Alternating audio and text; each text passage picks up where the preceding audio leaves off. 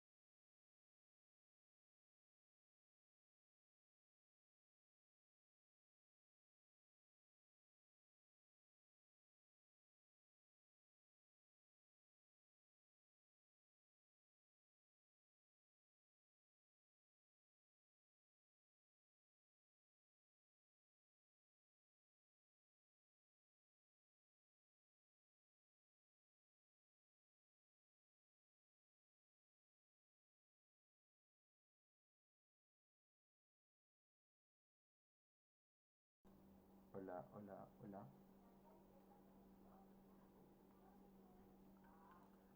O sea, pero por la transmisión, no por acá. Hola. O sea, sí se me escucha a mí. ¿Por qué no se te escucha a ti? Mm, se escucha súper bajo. Se escucha súper bajo.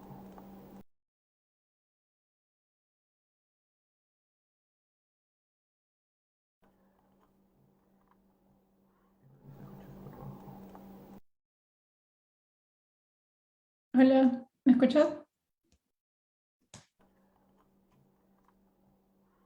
escucha súper bajo. Hola, ¿me escuchas? ¿Ahora sí? Se escucha súper bajo. No pasa nada. ¿Me escuchas? Voy a volver a empezar. ¿Ahora sí? No pasa Se escucha nada. súper bajo. Vamos a perder el flow. No Hola, pasa ok, nada. ¿me escuchas? Entonces, ¿ahora sí me pueden escuchar? ¿Todo bien? Listo. No pasa nada. Muchas gracias otra vez por invitarme acá a hablar a la uni. Es un honor para mí ser parte de las charlas Bicentenario. Y hoy día les voy a hablar de un tema que es un poco nuevo para mí también. Así que espero que todos podamos aprender juntos. Les voy a hablar sobre, mi título se llama Reconstruyendo Sistemas Planetarios y he puesto esta imagen de un rompecabezas del sistema solar porque lo que estamos tratando de hacer es justamente investigar qué es lo que ha ocurrido con un sistema estelar a partir de datos que hemos recolectado, ¿no? Estamos tratando de reconstruir la historia de este sistema estelar. Entonces, y otra cosa que mencioné hace un rato era que es importante hacer este tipo de trabajo para tratar de determinar las órbitas de todos estos sistemas, porque esto también tiene influencia sobre cómo es que sucede la formación planetaria a gran escala y cómo es que los planetas, y también para determinar si es que los planetas pueden tener vida o no. Así que eso es un trabajo importante, tratar de reconstruir la historia de formación y evolución planetaria. Entonces, aquí les presento a 14 Her. Es una estrella en la constelación de Hércules, por eso el Her. Es una estrella muy parecida al Sol. Tiene casi la misma edad que el Sol, un poquito menos de masa que el Sol, 0.98, o sea, 98% de la masa del Sol. Tiene una temperatura que es un poco más fría que el Sol, es de un tipo espectral K0, el Sol es un tipo espectral G2, y lo que eso significa al final es que esta es una estrella, es muy parecida, pero tiene un poco menos de masa, es un poco más chiquita, pero tiene la misma edad, está en nuestro vecindario solar, digamos, a solamente 18 parsecs, que lo consideramos cerca, y tiene una metalicidad de 0.4 TeX, lo que eso significa es que tiene una metalicidad mucho más alta que la del Sol. En eso sí se diferencia. Y saber la metalicidad, bueno, y empezando que en astronomía llamamos metales a cualquier átomo que tenga más protones que el helio. Entonces estamos hablando de la mayor parte de la tabla periódica. Sin embargo, es tal la abundancia de hidrógeno y de helio que todos los demás elementos son básicamente traza. Por eso es que cuando llamamos metalicidad, estamos hablando de cualquier, de casi cualquier elemento. En este caso, la metalicidad con respecto al hierro, o sea, la cantidad de hierro que hay con respecto al hidrógeno, viene a ser 10 a la 0.4. Y lo que esto significa es que esta estrella tiene una metalicidad mucho más alta que el Sol, lo que quiere decir que está compuesta de más, tiene un contenido de hierro más alto que el Sol. Y sabemos que existe una correlación entre entre la metalicidad de una estrella y su habilidad de formar planetas gigantes, por ejemplo. Entonces, esta es una métrica importante cuando estamos hablando de estrellas. Y por lo mismo que esta estrella tiene una metalicidad alta, y eso se conocía desde hace mucho tiempo, fue una de las primeras estrellas que se empezó a monitorear con velocidad radial, porque la gente tenía la sospecha de que podrían haber planetas alrededor. Estoy hablando de los años 90. Entonces, si es que este es el primer punto de datos, podemos monitorear la velocidad de una estrella en la dirección, en nuestra línea de vista, digamos. Y lo que hemos encontrado es que la velocidad de esa estrella cambia conforme pasa el tiempo. En este plot, no sé si pueden ver mi mouse, creo que no. Yo tampoco lo puedo ver. Ok. En este gráfico podemos ver el tiempo en el eje X y en el eje Y es la velocidad radial medida en metros por segundo. Entonces vemos cómo es que está cambiando conforme pasa el tiempo y en una forma muy regular. Y esto se debe a que la estrella no está estática y se está moviendo hacia nosotros, es cuando vemos que la velocidad radial sube, pero también se está moviendo más lejos de nosotros, pero en una forma regular. Entonces lo que está ocurriendo es que hay algún objeto que está perturbando el movimiento de la estrella. Y entonces lo típico, lógico que pensamos es que hay un planeta. Y si vemos con un poco más de detenimiento esta curva, entonces nos damos cuenta de dos cosas aquí. Primero, que la estrella tiene un ciclo. No. Este de acá. La estrella tiene un ciclo. Y entonces, pero días, millones de días. Y entonces, entre cada uno de esos picos hay más o menos unos 5 años de diferencia. Esa es la primera indicación que tenemos, que hay un periodo de la estrella de 5 años, pero es un periodo de la estrella causada por un planeta que está cerca de ella, y entre los dos, como están orbitando su centro de masa, esa órbita toma 5 años. Pero vemos una segunda cosa, que hay una tendencia a que toda esta curva de velocidad radial como que baja de valor, y los que han tomado clase de ondas seguramente pueden reconocer esto como un pedacito de una superposición de periodos, donde el periodo largo es como un envelope, digamos que cubre. Acá hay dos periodos, hay un periodo corto y un periodo largo que cubre a todo ese periodo corto. Y esto viene a ser, si es que tuviéramos más periodo, podríamos ver un patrón de ritmo. Pero entonces esta es la evidencia de que hay otro planeta, que hay un segundo periodo. Este sistema, tenemos una estrella y hay dos planetas. El planeta B, que lo voy a llamar, es ese que tiene un periodo de 5 años, que está un poco más cerca de la estrella. El planeta C tiene un periodo mucho más largo y no sabemos en realidad cuánto es. Hay algunos estudios que dicen que debe tener alrededor de 20.000 días, que son creo que 60 años. Pero eso solo lo sabemos a partir de la velocidad radial. La velocidad radial es muy útil, pero solamente nos da información en la dirección radial. Entonces, si es que queremos averiguar la masa de este objeto a partir de la velocidad radial nada más, solo encontramos la masa en función de la inclinación, porque no sabemos si es que estamos viendo al sistema de cara o de costado, y entonces hay un factor acá de inclinación, un coseno que no tenemos, y de un seno con respecto al plano del cielo, y entonces lo único que podemos averiguar a partir de velocidad radial es una masa mínima. Pero tenemos la suerte que como esta estrella ha sido monitoreada desde hace mucho tiempo, ya se conocía desde hace más de 20 años, entonces se ha observado con Hipparcos. Hipparcos fue una misión que se dedicó a calcular la distancia a no sé cuántas 200.000 estrellas o algo así, y sobre todo hizo un mejor trabajo en las estrellas que se parecen al Sol, porque eran justo en el brillo ideal para el tipo de detector que tenía Hipparcos. Entonces Hipparcos en el año 91 midió la posición de la estrella, y no solo la posición, pero también el movimiento propio, que es una es una velocidad propia de la estrella que está proyectada en el plano del cielo.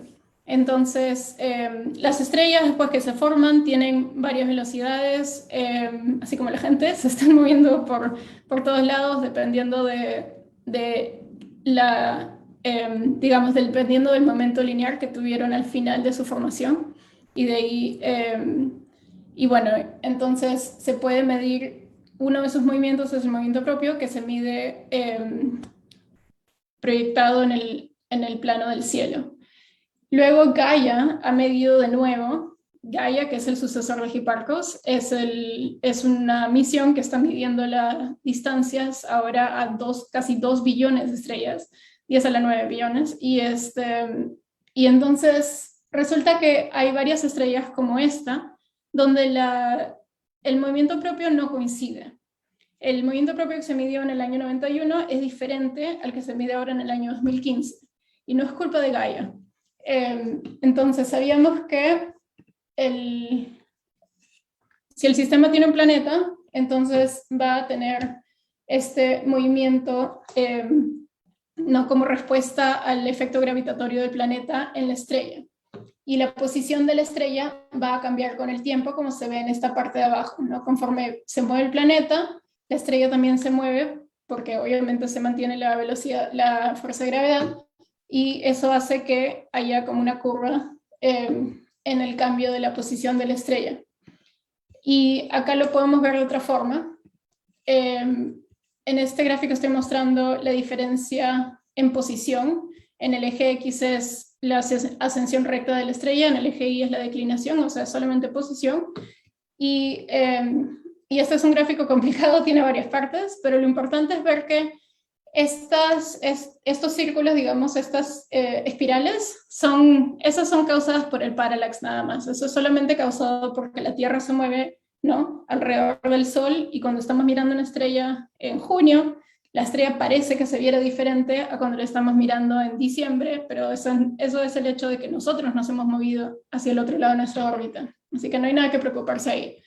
Y después estas dos líneas muestran el movimiento propio de otra estrella. Estoy tomando esto como ejemplo. Uno de ellos medido en la época de Hipparcos y la otra medida en la época de Gaia. Y lo importante es que se fijen acá en esta flechita roja que está acá arriba. Esa diferencia entre los dos movimientos propios lo podemos entender como una aceleración astrométrica. Aceleración por el hecho de que son dos velocidades distintas. Y bueno, como estamos midiendo el movimiento propio proyectado al plano del cielo, entonces esa es una aceleración tangencial.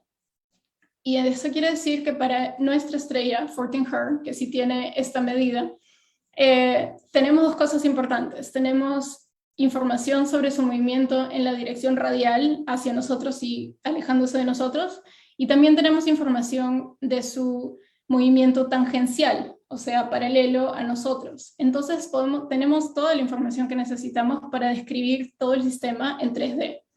Eso quiere decir que podemos hallar la masa de la secundaria, o sea, del planeta, de forma analítica, que no se sabe muy seguido en ciencia.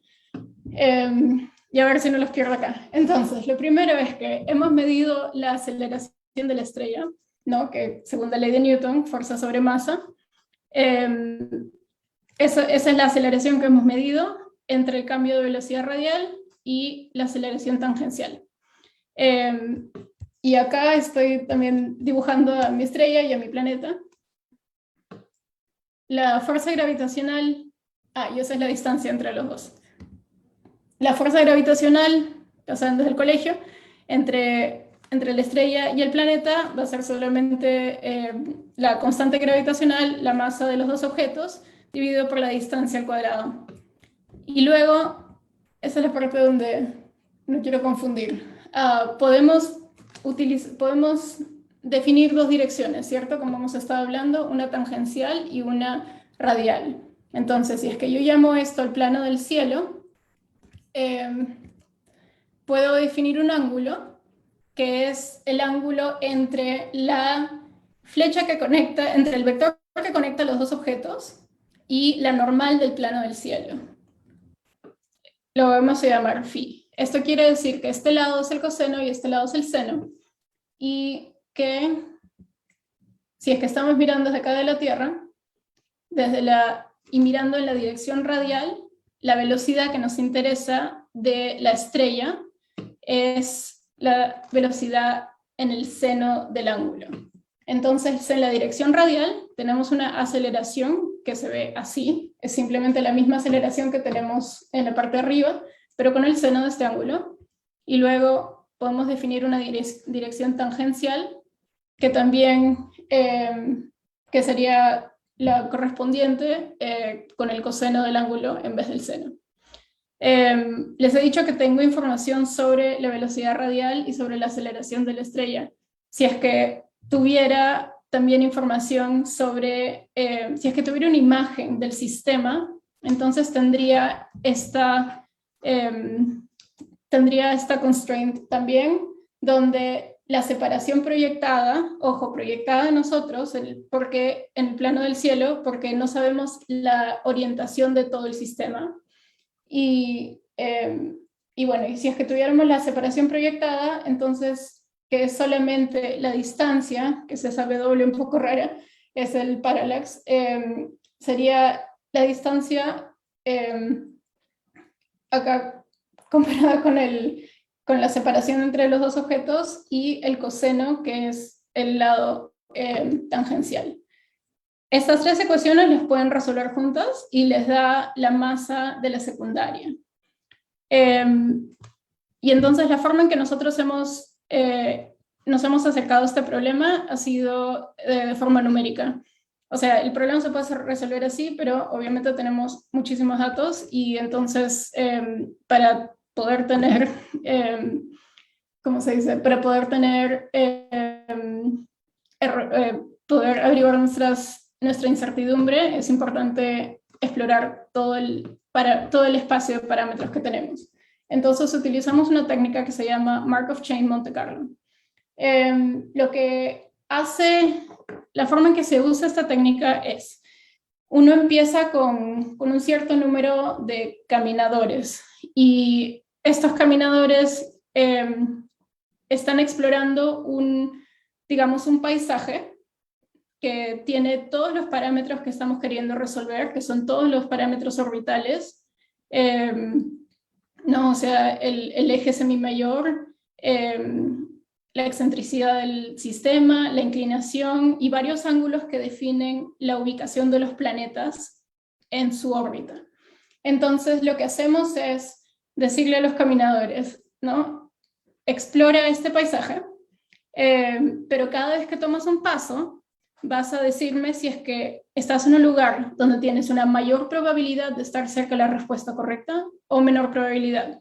Y entonces todos los caminadores, digamos, se van a ir moviendo por los lados que tienen la mayor probabilidad hasta llegar, supuestamente, a una montaña donde está la respuesta que quieres. La combinación de todos los parámetros que estás queriendo evaluar al mismo tiempo, pero, o sea, en varias dimensiones, y una vez que llegas a ese punto es donde tienes la probabilidad más alta. Y eso es porque estos caminadores han explorado una buena parte del espacio de parámetros. Y entonces esto te devuelve un gráfico que se ve así, y lo que esto quiere decir es que esto es un ejemplo, esto no es lo que nosotros hemos hecho todavía, por eso es que tiene nombres como Amplitude Lambda Index, que no significan nada para nosotros. Pero lo importante es ver acá la distribución de valores. Entonces, como estamos haciendo un método estadístico, estos caminadores van a pasearse por todo el paisaje, y al pasearse por todo el paisaje, luego, cuando termine la simulación, vamos a ver dónde se han quedado. Y los que se han quedado en zonas que tienen mayor probabilidad de la respuesta correcta, esos son los que, en principio, más caminadores se van a ir a esa zona que a otros, porque es una zona donde la probabilidad es mayor, así de simple. Y entonces, así es como podemos ver al final, nos va a dar una curva de este modo, y a partir de esa curva podemos averiguar cuál es el valor central de nuestro posterior, eso es lo que se llama, y las uncertainties, y los errores del centro de ese posterior. Este método está basado en el teorema de Bayes o de Bayes Theorem. Y lo que estamos queriendo hacer es, la pregunta que estamos queriendo hacer es, ¿cuál es la probabilidad de yo haber observado, de yo tener estos datos basado en mi modelo? Y mi modelo es la ecuación de Kepler. Mi modelo es todos los planetas orbitan en elipses, ¿no? Y tienen una cierta trayectoria. Eso es lo que estoy yo tratando de averiguar. Y luego también podemos ver que al final de toda la simulación, los caminadores, este es un ejemplo donde empiezan todos en un cierto punto y luego van a ir encontrando dónde está esa zona de mayor probabilidad, y una vez que todos estén más o menos llegando en la misma zona, sabemos que hemos convergido en una respuesta. Entonces normalmente lo que se hace es votar el 10% o algo así de los primeros pasos, y entonces eso nos permite tener una distribución al final, un posterior que sea mucho más preciso. Entonces, todo esto para explicarles el método. Y eso fue lo que hicimos con nuestro sistema de Fortin-Her. Y acá voy a poner los resultados un poco más grandes, porque están chiquitos. Para entender estos gráficos, lo que hay que notar es, primero, que en la parte de abajo tengo la masa de la estrella, la masa primaria, la masa secundaria, la separación entre las dos, entre estrella y planeta, la excentricidad y la inclinación. Y entonces hay algunas correlaciones entre algunos de estos parámetros. Como pueden ver, hay una correlación entre la masa de la primaria y la separación, y eso es por la ley de gravedad. Y entonces esto nos da estas distribuciones para averiguar cuál es el valor del posterior. Y lo importante de ver acá es que ambas, tanto para el planeta B como el planeta C, si se ve, digamos, medio redondo, es porque hemos llegado a una respuesta que está bien determinada, porque entonces no hay ningún caminador que se ha ido por un lado súper lejos a una zona de baja probabilidad, ¿no? Y entonces lo que vemos acá, de vuelta a ciencia, es que el planeta B primero, tiene una masa de 9 veces la masa de Júpiter. 9 veces la masa de Júpiter. Está casi llegando al límite, entre comillas, con la masa mínima de las enanas marrones, que ese es otro tema, pero a 13 masas de Júpiter, a menos de 13 masas de Júpiter, un objeto ya no puede fusionar deuterio, y en realidad eso no significa mucho, no tiene tanta consecuencia para las estrellas ni para las enanas marrones, pero sí para la formación de objetos de esa masa. Luego, la separación es de 2.8 unidades astronómicas, que es más o menos donde está el cinturón de asteroides en nuestro sistema solar. Ahí es donde está el planeta más cercano, pero ojo que ese planeta es 9 veces más masivo que Júpiter. Y la excentricidad de esta órbita es 0.37 más o menos, que es bastante excéntrica. Casi todas las órbitas de nuestro sistema solar son bastante circulares. Creo que la excentricidad de la Tierra es 0.001 o algo así. Entonces 0.37 es bastante alta. Sin embargo, es típico para los planetas que se descubren a través de este método de velocidad radial que tengan excentricidades altas. Entonces hasta ahí no hay ningún problema. La inclinación de este planeta con respecto a la normal del plano del cielo viene a ser 32 grados. Ok, y eso es todo lo que sabemos. Y luego para el planeta C, la masa es un poco más chica, 7 masas de Júpiter, pero si se fijan en las uncertainties, si se fijan en los errores, en realidad no son tan diferentes estos dos planetas. Pero está mucho más lejos, está 27 unidades astronómicas, que como referencia Neptuno está a 30. O sea, estamos hablando de un sistema planetario con una estrella un poquito más chica que el Sol, pero casi igual, con un planeta que está más o menos a la altura de donde está el cinturón de asteroides, que tiene 10 masas de Júpiter. y con otro que está mucho más lejos, casi en la órbita de Neptuno y con 7 masas de Júpiter. Pero luego la excentricidad de esta órbita es mucho más alta, 0.6. Acuérdense que a excentricidad de 1 ya no hay órbita. Y la otra cosa que es interesante es ver la inclinación, que es un poco extraña, porque esta inclinación es de 101 grados y la inclinación del planeta B es de 32, 33. ¿Cómo es que puede ser esto? Entonces ha cambiado nuestra foto familiar de la estrella un poquito. Por supuesto que nada a esta escala, y que yo tratando de imaginarme cómo es que se visualiza este sistema, es un poco complicado. Pero la excentricidad de las órbitas ahora es un poco más dramática, ¿no? Ya no están tan cerca y ya sabemos que el planeta C está mucho más lejos que el planeta B. Pero ahora les voy a decir que las órbitas están desalineadas completamente, no solo por la inclinación. Y esta es la parte donde es un poco difícil tratar de visualizar, pero a ver si es que me siguen. Entonces, hemos visto que la inclinación del planeta B es de 30 grados con respecto a la normal del cielo. Entonces eso es lo que trato de dibujar ahí en la pequeña órbita verde. Y la órbita del planeta C tiene 101 grados con respecto al plano del cielo. Entonces se ve, digamos, así. Eso es lo que estoy tratando de ver.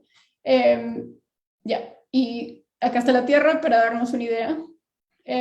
Lo que no sabemos es en qué orientación está la órbita.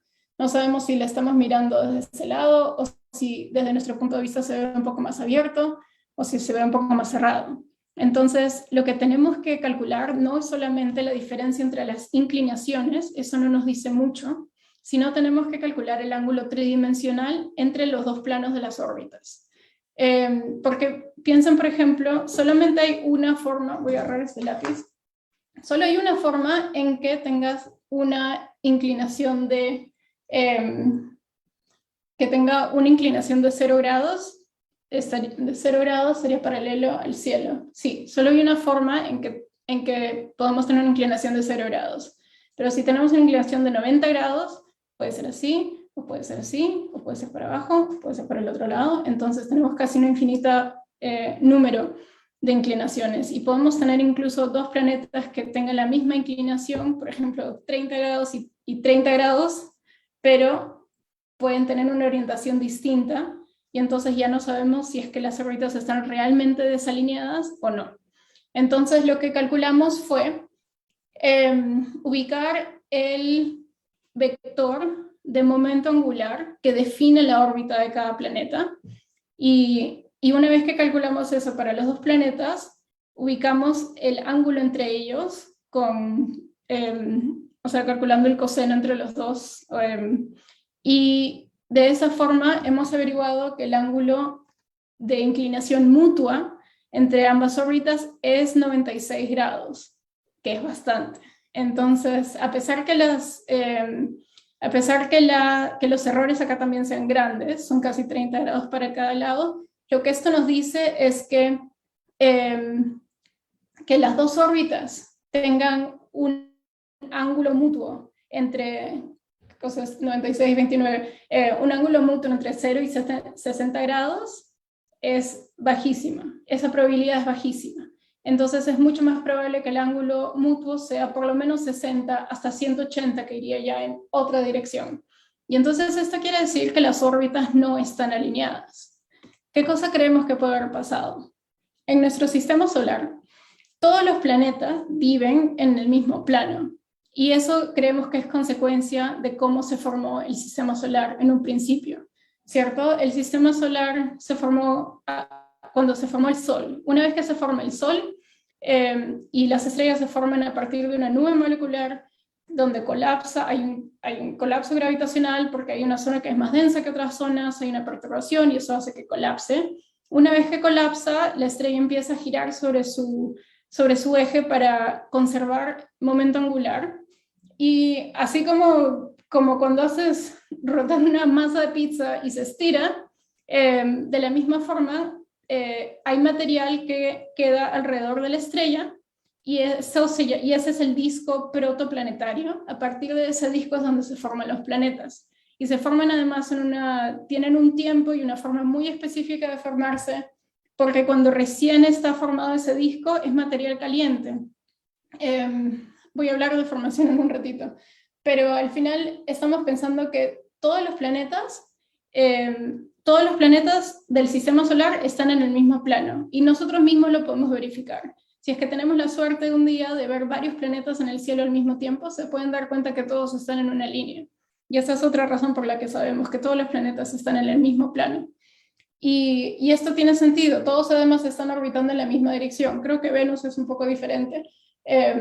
Bueno, ya han habido colisiones y cosas así, pero al final el punto es que sabemos que todos los planetas se formaron en un disco, porque están todos en el mismo plano. Y es más, tenemos evidencia de otros sistemas planetarios donde también es el caso. En la imagen de la derecha, esta es una imagen de ALMA, que es un radiotelescopio de la estrella HL Tau, y ahí lo que pueden ver es literalmente el mismo disco protoplanetario que esperamos que hubo en nuestro sistema solar hace como 4 billones de años. Entonces, no solamente sabemos que los planetas se forman en un plano en nuestro sistema solar, sino que extrapolando a otros sistemas solares vemos que ocurre lo mismo. Pero ¿cómo funciona esto? Acuérdense que en nuestro sistema, 1, los planetas están desalineados, y 2, tienen una masa bastante alta de 9 y de 7 masas de Júpiter. Entonces, si vemos primero el lado izquierdo, la forma en que se forman los planetas rocosos y los planetas gaseosos empieza de la misma manera. En el eje X hay tiempo, en el eje Y son diferentes, en el eje Y es masa. Y entonces, para explicarles todo esto, que puede ser un poco confuso verlo primero, lo que importa es que una vez que el disco se enfría, muchos gases se evaporan, y lo que queda es, sobre todo cerca a la estrella, ¿no? Porque la estrella está caliente, la estrella está emitiendo luz y calor, y entonces todo este material que tiene volátiles se evapora. Es más, queda más material de volátiles y de gases un poco más lejos, y queda todavía hielo mucho más lejos de la estrella.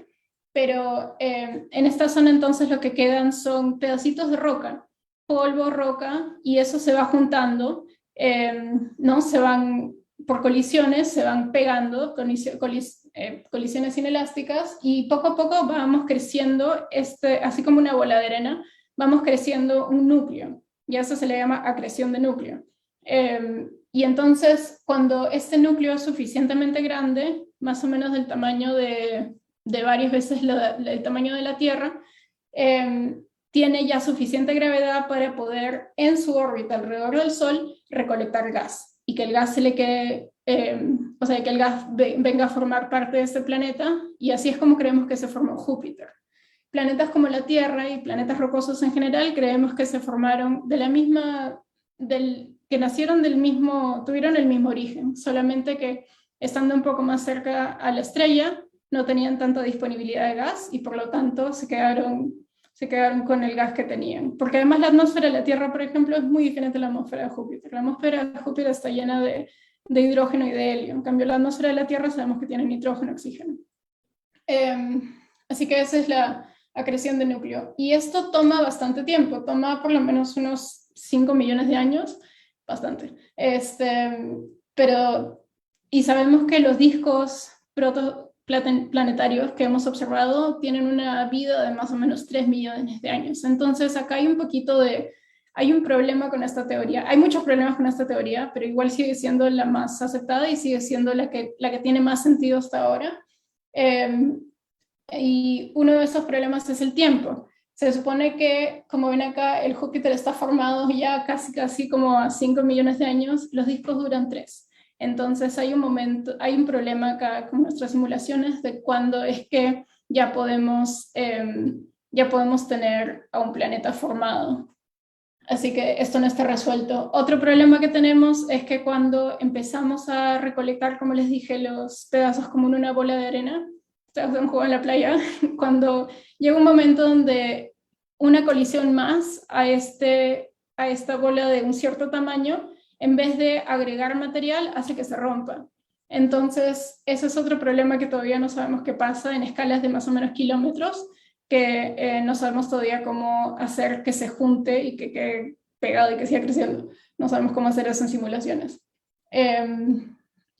Pero para planetas que son más masivos que Júpiter, y probablemente para el caso de 14 Her, creemos que lo que está ocurriendo es un poco distinto. Sería una fragmentación de disco. Lo que quiere decir es que mucho antes, fíjense en esta línea de tiempo, estamos hablando de una época bastante más cerca a cuando recién se inició la estrella misma, el disco, perdón. Entonces, esto paró, ya no pasa nada. Entonces, el mismo disco, por su viscosidad, cuando está caliente todavía, puede crear vórtices que luego se generan en instabilidades un poco más grandes, y eso es lo que hace que, de una forma parecida a la forma en que se generan las estrellas, que se generen los planetas en el disco, cuando aún está más o menos caliente. Pero hay muchas limitaciones con esta teoría, sobre todo porque necesitas que el disco sea muy masivo. Tiene que ser muy masivo y tiene que ser además, tiene que tener una cierta viscosidad especial, tiene que rotar a una cierta velocidad. La velocidad del sonido en este disco tiene también que tener un valor específico, y todos esos componentes se juntan para llegar a un criterio que hace que sea factible el colapso del planeta. Si no, no ocurre.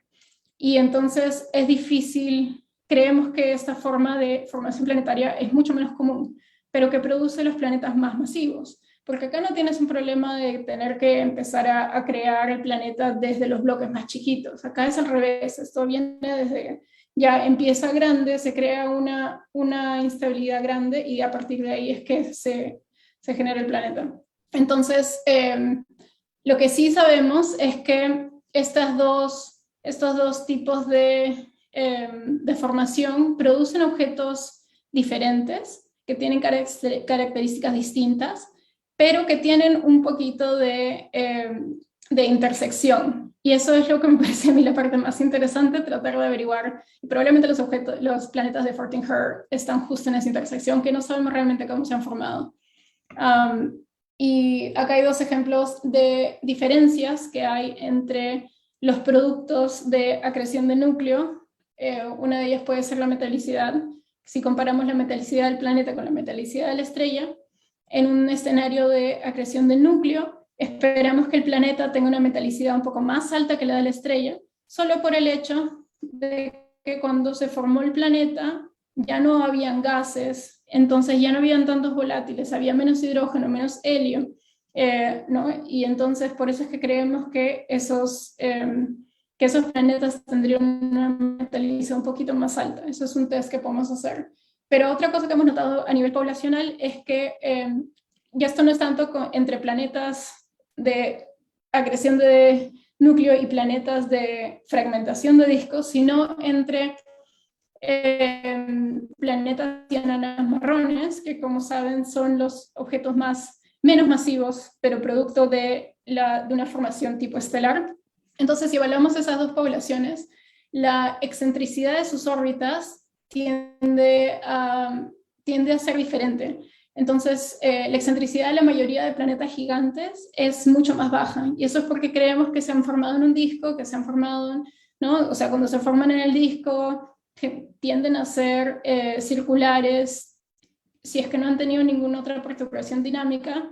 Eso es lo que ha pasado. En cambio, las enanas marrones tienen libertad completa, si es que están en órbita de una estrella, de tener la excentricidad que quieran, y probablemente porque son más masivos y también porque se forman un poco más lejos. Entonces, no sigue siendo energéticamente favorable una órbita donde la excentricidad sea un poco más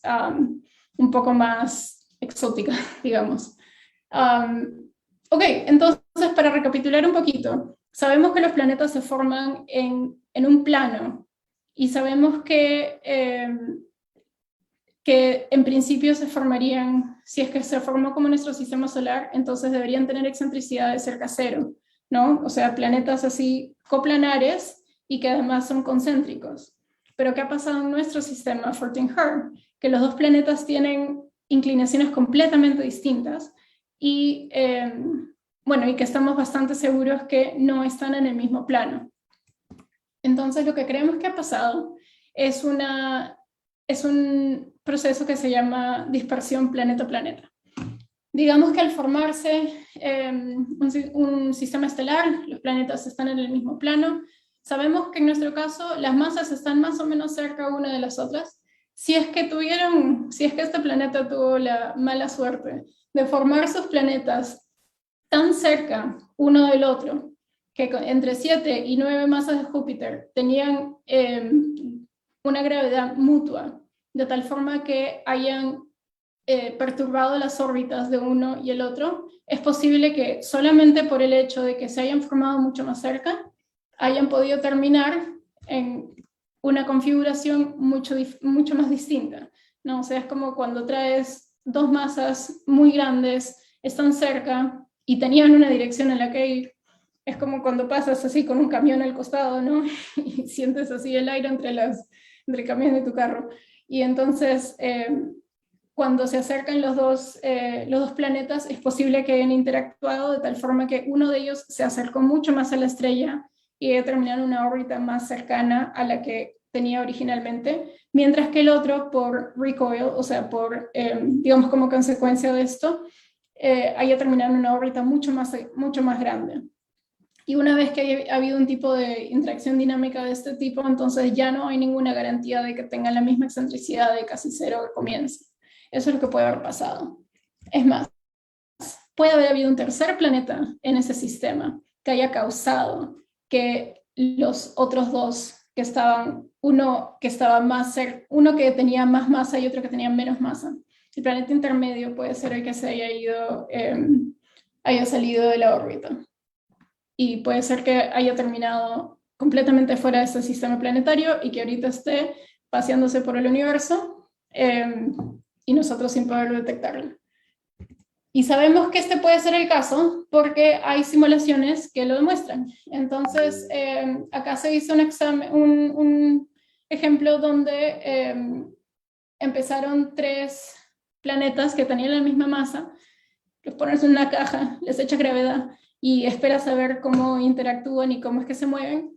Y acá vemos que el planeta en el eje X es tiempo, en el eje Y es el semieje mayor de la elipse, de la órbita.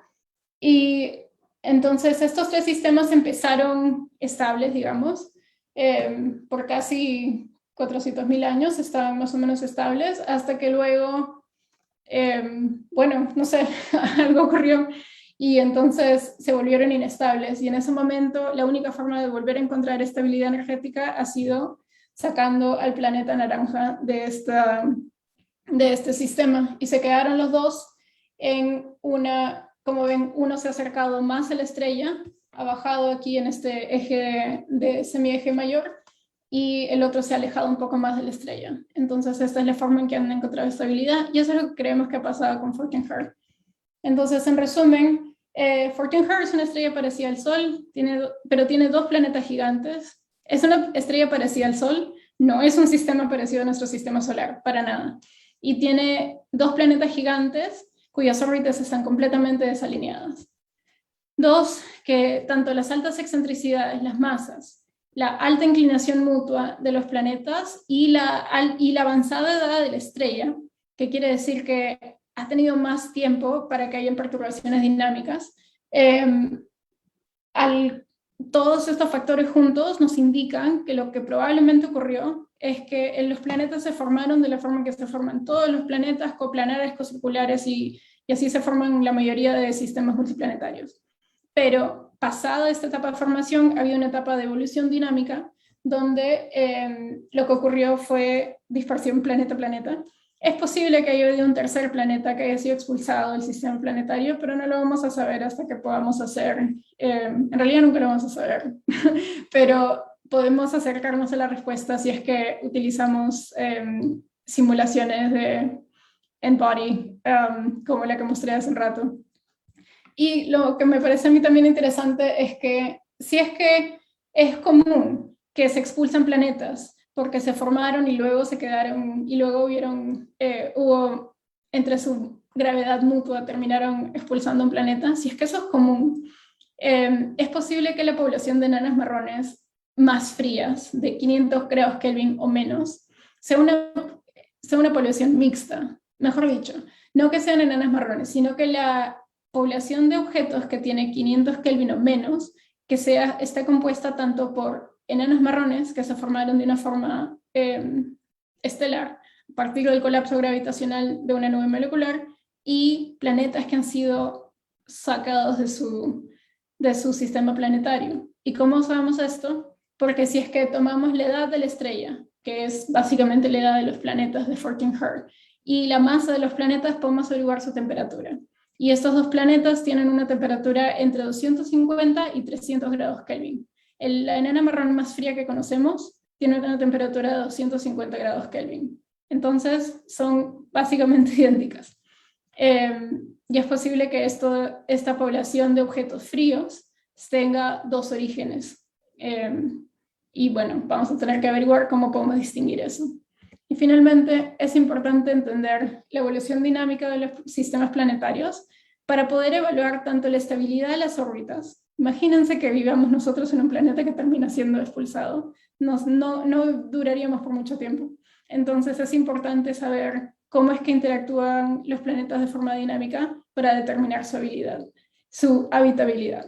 Y una última cosa que no he dicho para la siguiente charla es que lo más importante para hacer ahorita, en el futuro, es combinar todo lo que estamos aprendiendo de dinámica con química, porque así como les dije, sabemos exactamente sabemos dónde se formó Júpiter en nuestro sistema solar por la composición que tiene. Sabemos que migró, que no se ha formado en el lugar donde está ahorita, sino que por su composición química, por su composición atmosférica, sabemos que ha tenido que recolectar algunos de esos materiales un poco más lejos, y luego se ha acercado. Entonces, la química nos dice dónde se han formado los planetas, la dinámica nos dice cómo es que ha evolucionado el sistema, y teniendo esos dos pedazos juntos, podemos retratar toda la historia de los sistemas planetarios. Y los quiero dejar con un video. Acá es un video del museo que yo lo he mostrado un par de veces, pero es para que se den cuenta de la cantidad de planetas que hay. Acá estamos saliendo del sistema solar y de ahí se junta todo en un puntito, y estamos ahorita alejándonos un poco y nos vamos a alejar a una distancia de más o menos 20 parsecs. Y todos esos objetos son enanas marrones. Estas sí son enanas marrones más calientes que conocemos, que son probablemente estrellas fallidas. Y luego todos estos planetas que han salido en morado, esos son sistemas planetarios que estamos ahorita tratando de describirlos, tratando de averiguar sus dinámicas, y más adelante en el futuro podemos tratar de averiguar su química. Y entonces con esto quiero dejarlos para decir que hay mucho trabajo por hacer, y con estas piezas podemos empezar a tratar de describir cómo es que funciona la formación de planetas y en su intersección con estrellas. Muchas gracias.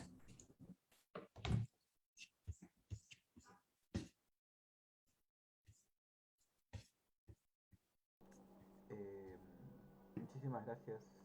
Muchísimas gracias, Daniela. Estuvo súper interesante todo. A ver, no sé si nos estarán viendo. Me parecería que sí. A ver si no, actualizo acá. Ya, ahora sí. Tenemos muchas preguntas. Yo también tengo muchas preguntas, demasiadas preguntas. Una de ellas es, ¿cómo es que se calcula la metalicidad de una estrella? ¿Algún método en específico? Depende de quién le preguntas. Eso es un cálculo que yo misma nunca he hecho. Sin embargo, la forma en que se calcula es a partir del espectro de una estrella. Necesitas un espectro de muy alta resolución. Lo que quiere decir es que em, puedes ver líneas atómicas y digamos que estás estirando lo más que puedes tu luz en longitudes de onda. Y cuando tienes un espectro de alta resolución como lo que estoy describiendo, primero necesitas en la Tierra tener una lista de líneas atómicas de los elementos que crees que tiene tu estrella. Entonces ahí va la primera cosa que estás asumiendo, uno, que sabes dónde están todas esas líneas, y dos, que ya tienes una idea de cuál es la composición de la estrella, empezando por ahí. Y luego pones eso en un modelo de la atmósfera que te produce un espectro modelo, y luego comparas esos dos espectros y agregas otros detalles como la velocidad de la atmósfera, la turbulencia de la atmósfera y ese tipo de cosas, y a partir de ahí es que puedes calcular la metalicidad de la estrella. Entonces, la respuesta simple no es una medida, es un modelo. O sea, depende de nuestro modelo y qué tan bueno sea nuestro modelo, depende de lo que le pongamos para saber realmente cuándo sacamos. No sé si es que eso ayuda. Es una medida difícil y hay un montón de métodos de hacerlo. Muy bien, tenemos más preguntitas. Dice, ¿hay alguna explicación física que justifique la distancia del primer planeta, o bueno, o que mejor dicho, que el primer planeta se encuentre como dijiste, al homólogo del cinturón de asteroides en nuestro sistema planetario? O sea, ¿por qué tan lejos y por qué tan masiva? ¿Hay alguna relación que explique eso? Eh, Esa es una pregunta difícil de responder y yo creo que no sabemos. Al final lo único que está actuando en esos sistemas es gravedad, nada más. Entonces, si empiezas a pensar en los planetas como en un juego de billar, así es como han terminado en la arquitectura que tienen hoy en día. ¿Por qué tan masivo? Probablemente por la forma en que se formó. Por eso es que es posible que se haya formado, como les dije, a partir de la fragmentación del disco. Es menos probable que se haya formado a partir de la creación de núcleo, solamente porque es difícil recolectar tanta masa, pero el segundo planeta, por ejemplo, no está fuera de ese rango. Y el lugar donde está, como les digo, puede ser que es muy probable que no se haya formado en la ubicación actual, sino que por su excentricidad, por la excentricidad del otro planeta, por la masa del otro planeta, porque creemos que ha habido este proceso de dispersión entre planetas, es que el planeta está donde está hoy en día. Hay muchísimos, los primeros planetas que se detectaron, es más, se llamaban hot Jupiters, los Júpiter calientes, y la razón es que son planetas como Júpiter o más masivos que Júpiter, se encuentran a veces en la órbita de Mercurio o incluso más cerca, y por lo que sabemos de cómo se forman los planetas, es imposible que se hayan formado en ese lugar. Entonces lo que ha pasado en esos casos es que se ha formado más lejos y el planeta ha migrado más cerca, porque todo este proceso que estoy describiendo es completamente caótico. Y entonces cuando se forma un planeta, igual queda gas alrededor, y acuérdense, gravedad es lo único que afecta a todo ese sistema. Entonces el planeta interactúa con su disco y eso va a hacer que no tenga un movimiento lineal, ¿no? Y entonces es un proceso completamente estocástico, así que es difícil determinar con exactitud por qué es que ese planeta de esa masa está en ese lugar. Y la mejor explicación que tenemos es esta de la dispersión.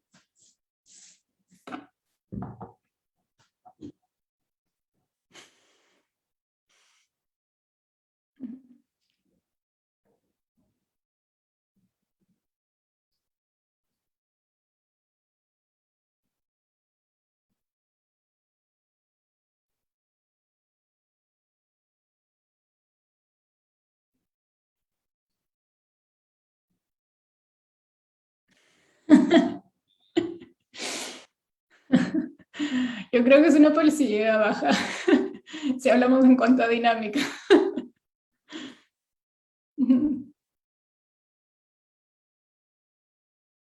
Sí, expulsado.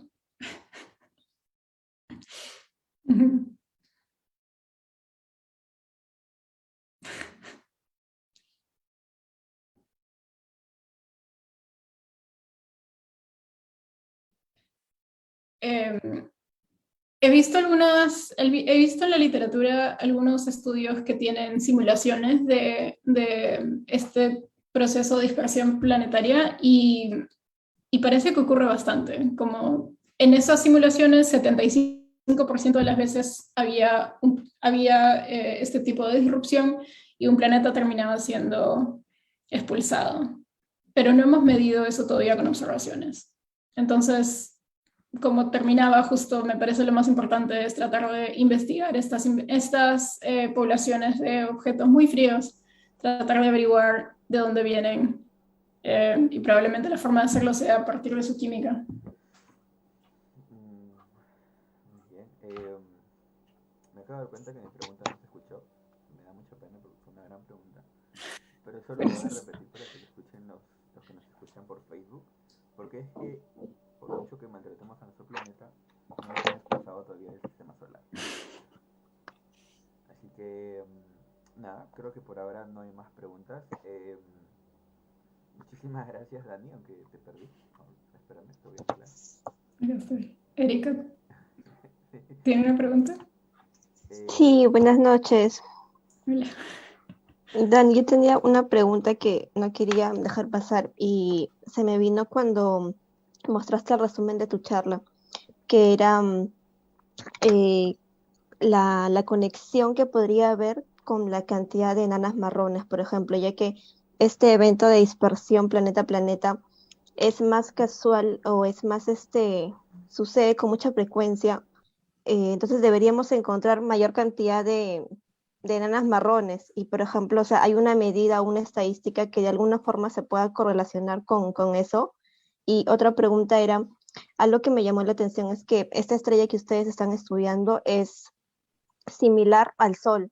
Entonces yo hubiera pensado, hubiera creído que, por ejemplo, la cantidad de planetas que se han formado sería similar, ¿no? Por las características del Sol quizá, pero para conocer, por ejemplo, o para saber si es que este sistema ha tenido una expulsión de planeta, se podría, por ejemplo, analizar la atmósfera de estos dos planetas y compararlo con la atmósfera de los planetas más lejanos de nuestro sistema solar.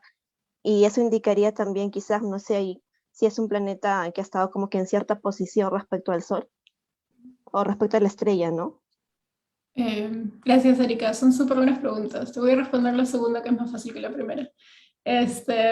Lo primero que sabemos es que, ok, en cuanto a enanas marrones,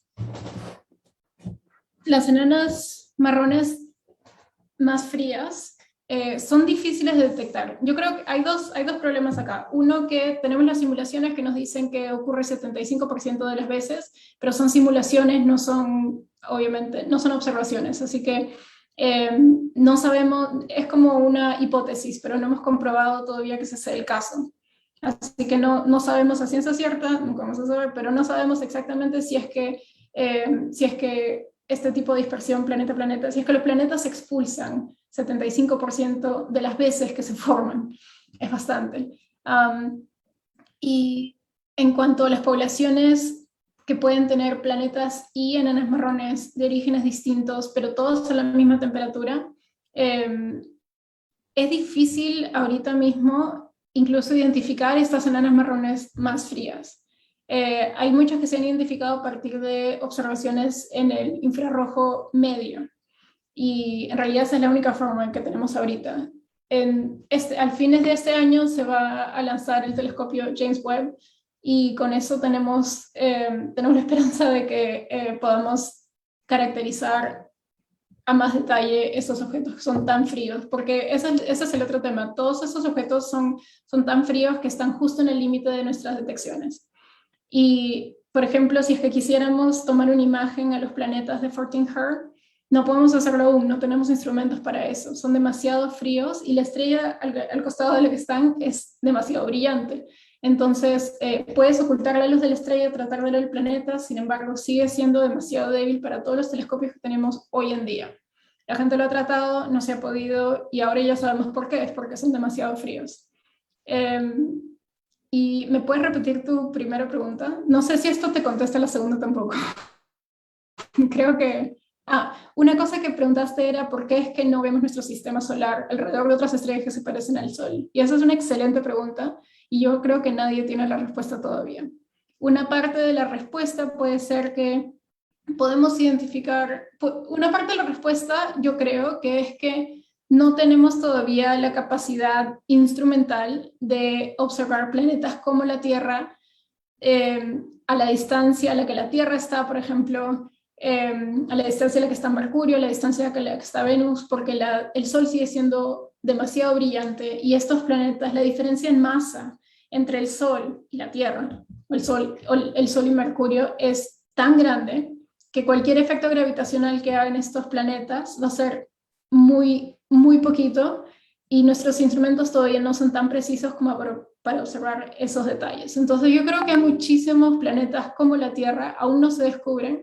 Puede ser que hayan sistemas solares como el nuestros, y además creemos que la razón por la que nosotros existimos y no nos han expulsado todavía, Diego, es porque Júpiter está ahí para protegernos de cometas, de cualquier cosa que pase por el sistema solar, porque al final Júpiter tiene tanta masa que atrae a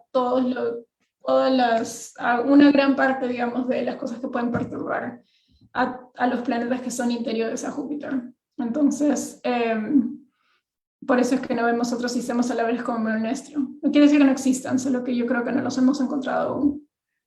Y ya me olvidé tu primera pregunta, y creo que hay otra pregunta más. ¿Me lo puedes repetir? No, sí, en realidad, o sea, tu explicación me responde ambas, ¿no? Porque es casi la falta de instrumentos que tenemos para observar lo que estaba pensando, ¿no? Entonces, esperaremos qué datos nos brinda el James Webb. A ver. Ya. Sí, el profesor Julio tiene una pregunta, profesor. Sí, primero gracias a Daniela, ¿no? Por su buena disposición para hacerse un tiempo para darnos esta charla, y Gracias. también hay que recalcar que esta es iniciativa de los chicos del grupo Astronomía, así que gracias también a los chicos del grupo por hacer esta serie de charlas. En realidad tengo muchas preguntas y no quiero aburrirles, pero ¿puedes mostrarnos tu transparencia ahí donde salen, cuando mides la aceleración? Es algo que no me quedó claro.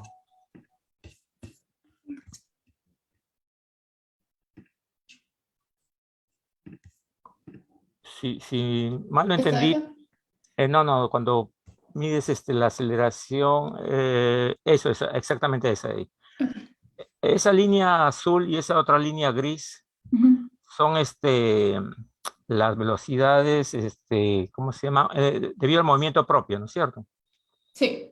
Es para la misma estrella, Sí. solamente que medida con dos digamos, medidas diferentes, ¿no? Una creo que era Gaia, creo, y el otro no me acuerdo cuál le dijiste, Hipparcos. Hipparcos, ¿no? Sí. Más que dos instrumentos distintos, lo que hay que recalcar acá es que es en dos épocas diferentes. Claro, dos épocas diferentes. Ajá. Sí. Pero una cosita, porque yo una vez, por ejemplo, he querido ubicar una estrella en un catálogo y luego he querido ubicar esa misma estrella en otro catálogo y las coordenadas varían, digamos, aunque sea una cantidad pequeña, pero varían, ¿no? O sea, es como si fuera que podría ser por el movimiento propio, pero yo no sé si también estos catálogos o que hacen las mediciones tienen un pequeño error, y por lo tanto no sé si esa diferente medida no podría ser de que cada catálogo tiene o cada medida fue hecha, digamos, con un pequeño error. Sí, es un buen punto, profesor. Lo que me faltó decir en este slide es que la diferencia entre los movimientos propios es bastante más veces que la diferencia entre sus errores. Para el caso de Fortinher, la diferencia es más creo que es como 30 sigma. Eso quiere decir, ¿no? Que si agarramos para los universitarios, que claro. Si hacemos una gaussiana alrededor de la medida que hizo Hipparcos del movimiento propio con su error, ¿no? Y que es la desviación estándar, y agarramos otra otra gaussiana alrededor del movimiento propio de la medición de Gaia. Estas dos se encuentran en su cola, en las dos colas se encuentran a 30 veces la desviación estándar. Entonces están bastante lejos una de la otra, por lo tanto, tenemos ahorita un catálogo de las aceleraciones, es este paper acá de Tim Brandt 2018, y dentro de creo que 100 parsecs hay unas 6.000 estrellas que están tanto en Hipparcos como en Gaia que tienen esta aceleración significativa de por lo menos 3 sigma. Entonces, a partir de ahí es que estamos haciendo este proyecto. No, sí, ya, con eso ya me quedó claro. Si no. Y otra cosita, puedes ir avanzando. También ahí yo vi el ángulo de inclinación que pusiste. Cuando ves ahí, ese phi que veo ahí, es el ángulo que es la dirección con la perpendicular al plano del cielo, ¿no es cierto? Sí, esto me confundió por horas. Lo que estamos viendo acá es, sí, lo que he aprendido es que hay gente que llama perpendicular o paralelo o el ángulo con respecto al plano y se refieren al ángulo con respecto a la normal del plano. Claro, no es plano. exactamente la normal, ¿no? O sea, yo veo ahí esa flecha que es normal al plano y ahí veo el ángulo phi que estás definiéndolo, pero cuando veo el coseno de phi, así como está descrito el ángulo, el coseno de phi no estaría más bien en dirección de la flecha donde tú le has puesto el seno. El coseno es el opuesto y el seno es el adyacente, ¿cierto? No, creo que es al revés. Creo que ahí estás. Me parece que hay un error ahí. Ok. Si es así, entonces, mil disculpas. Todo está bien, solamente que ahí creo que en la figura sí hay un error. Es lo opuesto. Sí, no, tienes razón. Eso está al revés en la figura. Claro, es solamente eso, pero sí, después está todo ok. Y disculpa, y bueno, de ahí veo que has hecho la aceleración, correcto, muy bien. Y sí, todo. Cuando por ahí había una pregunta que un chico puso, ¿cómo se mide, creo, cómo se determina el ángulo de inclinación de un planeta, ¿no? Se supone que está hablando del ángulo de inclinación del plano orbital, ¿cierto? Porque sí. es lo, ¿no? Bueno, ahí, esa es una pregunta que te lo han hecho a ti. Pero ya, la última pregunta ya, cuando has hecho esas gráficas con el método, ¿cómo era? Monte Carlo, ¿no? Cadena de Markov. Sí. Puedes ir, creo que más adelante donde ves AX, sí, pero vamos más adelante, es un ejemplo que tú pusiste, ¿no? Ahí. Allí, cuando pones ahí los valores de las masas secundarias, claro, en la gráfica veo que pones masa primaria, ahí no les pones todo el valor de la masa primaria, ¿no? ¿Cuánto es la masa primaria? Sí, no lo puse. Nos sale 0.979 por ahí, masas solares, o sea, sí, pero este valor no es tan significativo porque es el valor que nosotros pusimos para empezar a que caminen los caminadores. Claro. Por eso no lo mencioné, pero es una buena pregunta. Digamos que el corazón de este método es el teorema de Bayes, y entonces, Bayes Theorem, y entonces lo que tratamos de averiguar ahí, ¿no? Es cuál es la probabilidad de que estamos observando estos datos dados nuestro modelo. Y una parte importante que va en el numerador del teorema es el prior. Me disculpen, no sé cómo se dice eso en español en estadística, pero es donde es la distribución, digamos que el prior te dice qué cosa es lo que tú esperas, según tu modelo, qué forma crees que tiene esta distribución. Y por eso es que le dimos un prior de forma gaussiana centrado en 0.98, creo, porque por medidas independientes sabíamos que esa era la masa de la estrella. Alguien preguntó sobre la metalicidad. Cuando haces este proceso de averiguar la metalicidad de la estrella, también averiguas la masa, el radio, la gravedad y todos los parámetros fundamentales. Entonces, de manera independiente encontramos la masa de la estrella y la aplicamos como el prior para el Markov chain. Sí, pero una cosita sobre esta gráfica, ahí veo que has hecho los gráficos, digamos, de los parámetros, ¿no? Masa de la primaria, secundaria versus, por ejemplo, el ángulo de inclinación, la excentricidad, ¿no? Y cuando veo la Sí. gráfica de la masa de la primaria versus el semieje, Ajá. veo que sale una línea oblicua, ¿no es cierto? Una Sí. línea. Entonces, ¿eso significaría de que están correlacionados esos valores, esos Sí. parámetros? Exacto. Entonces, si tú supones una masa mayor, vas a Ujú. obtener un semieje mayor, ¿no?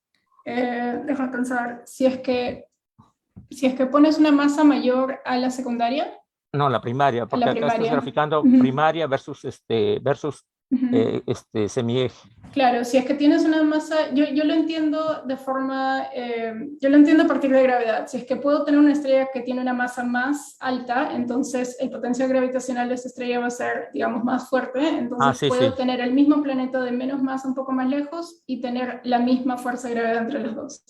Esa es claro. la forma en que yo lo entiendo. Claro, sino que Entonces, sí. como ya dijiste que la masa primaria está, bueno, determinada independientemente por otra forma, Ujú. entonces ahí sí estaría, bueno, ahí sí el semieje estaría determinado también, ¿no? Sí. Sí, sí, entonces no, solamente era eso nada más. Bueno, gracias, Daniela, de nuevo. Y bueno, ahí te dejo la pregunta que hizo Alejandro, ¿no? ¿Qué Gracias. dice ahí, no? ¿Cómo se determina el ángulo Ah, no vi.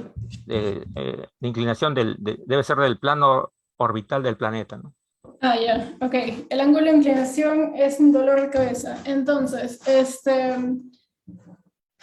a ver, cuando tienes velocidad radial nada más, mencioné que solamente puedes averiguar la masa en función del seno del ángulo. Cuando, y el seno del ángulo, eso es lo que, bueno, y el ángulo de inclinación es lo que hemos logrado averiguar acá. Algunas formas de averiguar el ángulo de inclinación de, por ejemplo, una enana marrón o una estrella, y no lo hacemos en planetas de nuevo porque los planetas son muy débiles, entonces no los podemos ver con tanta resolución. Pero una forma en que averiguamos la inclinación de de las estrellas, por ejemplo, es a partir de sus curvas de luz. Si es que la curva, porque la superficie de una estrella no es necesariamente uniforme, a veces tienen manchas solares, como las de nuestro Sol, y conforme la estrella rota, esas manchas son más frías que el resto de la estrella, de la superficie. Entonces, así como si es que hubiera un planeta que está transitando al frente, se ve con una curva de luz que sube y baja, y así es como sabemos la rotación, el periodo de rotación. Y si es que agarramos el periodo de rotación con la velocidad ecuatorial de la estrella, que se averigua como uno de estos parámetros que sale a partir de la metalicidad de este modelo que utilizas para sacar las abundancias, la metalicidad, la masa, todo eso, de ahí sale también la velocidad ecuatorial. Si es que sabes esas dos cosas, entonces puedes averiguar el ángulo de inclinación de una estrella. En principio podríamos aplicar lo mismo a el ángulo de inclinación de un planeta independiente. Y, eh, y, y en realidad hemos tratado de hacer eso, tratamos de averiguar el ángulo de inclinación de la estrella, pero nos da valores que esencialmente puede tener cualquier orientación. No tenemos buena precisión en eso, entonces no estamos como que tratando de ir más lejos en esa dirección. Pero es una idea interesante y de hecho que la gente está tratando de ver, ¿no? Si es que sabes la inclinación del eje de rotación de la estrella y puedes averiguar la inclinación del planeta, de la órbita del planeta, aún te falta averiguar la inclinación del planeta mismo, porque por ejemplo, la Tierra está orientada a 23 grados, su eje de rotación tiene un ángulo de 23,5 grados con respecto a la normal del plano. Sí, entonces, entonces con eso, entonces hay varios ángulos que determinar. No es fácil, en realidad nadie lo ha hecho para todo un sistema planetario. Hay un método de Rossiter-McLaughlin también para averiguar el ángulo de oblicuidad, que creo que es justo lo que estamos tratando de averiguar entre el ángulo entre la estrella y el planeta. Pero el número de planetas donde puedes aplicar un método así es bastante reducido, entonces es difícil. La inclinación de un planeta es bastante difícil. Por eso es que métodos como este, como el de Monte Carlo, son tan útiles. Porque entonces acá podemos desenvolver la masa y la inclinación y saber la masa, que es realmente el parámetro que nos interesa. No fui por las ramas, pero es una pregunta, es una buena pregunta y es en realidad difícil de responder. Muchísimas gracias, Daniela. En realidad, gracias por tu tiempo, gracias por estar acá con nosotros, por explicarnos de tu nueva investigación. A todos los que nos han estado escuchando, de repente ahí tienen dudas, preguntas. Es la primera vez, como nos contaba al inicio Daniela, que está exponiendo este tema. Así que Feedback. poco a poco, incluso todos vamos a ir entendiéndolo mejor, no se preocupen por ello. Y nada, Dani, quédate en el Zoom un ratito. Muchísimas gracias nuevamente. Esperamos tenerte de vuelta ya cuando regrese toda la normalidad, si es que regresa toda la normalidad, de manera presencial, para incluso poder conversar más contigo. Y nada, para los que nos estuvieron viendo por Facebook, muchísimas gracias, chicos. La próxima semana tenemos otra charla. Tenemos la charla de José Ricra, que nos va a hablar un poquito sobre, no lo tengo en la mano, pero nos va a hablar de un tema bastante interesante. Así que no se lo pierdan a la misma hora por el mismo canal. Muchísimas gracias por estar con nosotros durante la hora y media que duraba la charla. Muchísimas gracias y nada, nos Gracias vemos. a ti. Bye bye. Gracias a ustedes. Chao.